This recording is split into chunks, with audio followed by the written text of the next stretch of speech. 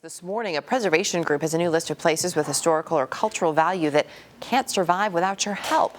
Early Show contributor Taryn Winter Brill is here with more on those spots. Good morning. Good morning to you, Erica. Well, if your family vacation includes visiting some of America's historic destinations, you may want to add a few of the places we're about to show you. The National Trust for Historic Preservation has picked out 11 sites that have either fallen into disrepair or have been classified as endangered.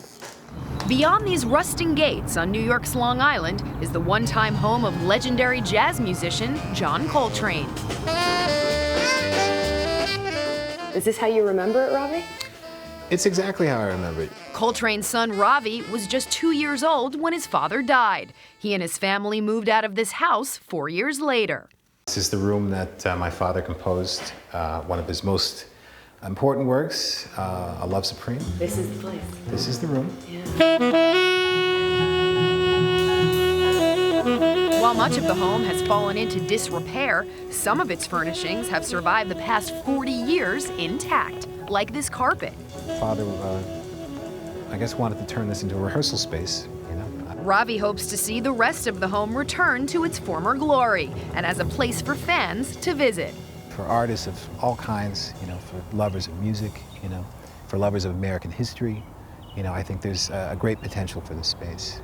The town of Huntington, New York, purchased and currently maintains the 3.5 acres of land surrounding the Coltrane home. I started this frantic campaign that literally went around the world. While area resident Steve Fulgoni is heading the effort to restore the house itself. We're fighting nature. Nature is taking its toll, but we have no option. We have to get it done. Coltrane's home is one of 11 sites now considered endangered by the National Trust for Historic Preservation. We think the 11 most list is important because it brings to people's attention the vast array of diverse sites across the United States. Other sites on this year's list include Fort Gaines on Dauphin Island, Alabama, the National Soldiers Home in Milwaukee, the original Pillsbury Flour Mill in Minneapolis, and Prentice Women's Hospital in Chicago, which is currently facing demolition.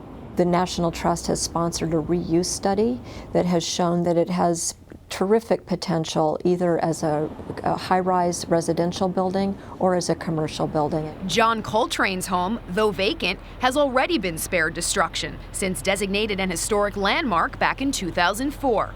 Restoration, however, has been slow going. There's still a lot more to go, but I see hope. That's what I see when I look at it.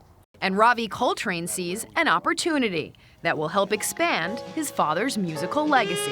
What would it mean to you to have this house preserved the way you remember it 40 years ago? I think it would be incredible, not only for me and my family, but for all the followers of John Coltrane's music. I think it would be a fantastic thing.